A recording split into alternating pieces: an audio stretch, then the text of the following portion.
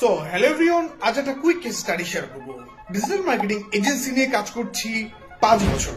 5 বছর এক্সপিরিয়েন্স থেকে একটা ব্যাপার হর হামেশাই দেখতে পাই, আমরা কাজ করি স্মল অ্যান্ড মিডিয়াম এন্টারপ্রেনারদের নিয়ে, সেই সাথে কর্পোরেট বিজনেসগুলি নিয়ে।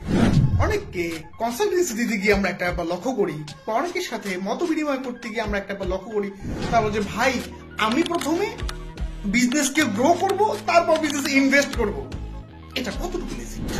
আমার কথা হচ্ছে না, আপনি এখন বিজনেস করছেন, আপনার এখনই সময় ইনভেস্ট করার।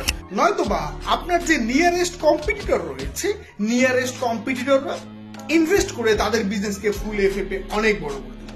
তাই টাইম টু শর্ট টাইমে আপনাকে ইনভেস্ট করে প্রপার স্ট্র্যাটেজি ইমপ্লিমেন্ট করে আপনার বিজনেসকে স্কেল আপ করতে হবে। ধরেই নিলাম আপনার পুরো বিজনেস করতে আপনি বাজেট করেছেন 1 লাখ টাকা।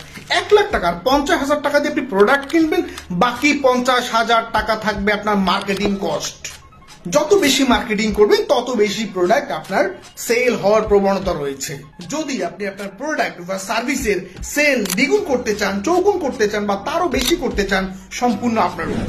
আপনাকে ইমপ্লিমেন্ট করতে হবে proper strategy, proper marketing plan, সেই সাথে লাগবে আপনার ইনভেস্টমেন্ট। উইদাউট ইনভেস্টমেন্ট আপনি আপনার বিজনেস রান করতে পারবেন না। বিশেষ করে ইনভেস্টমেন্টের বড় একটা পার্ট থাকবে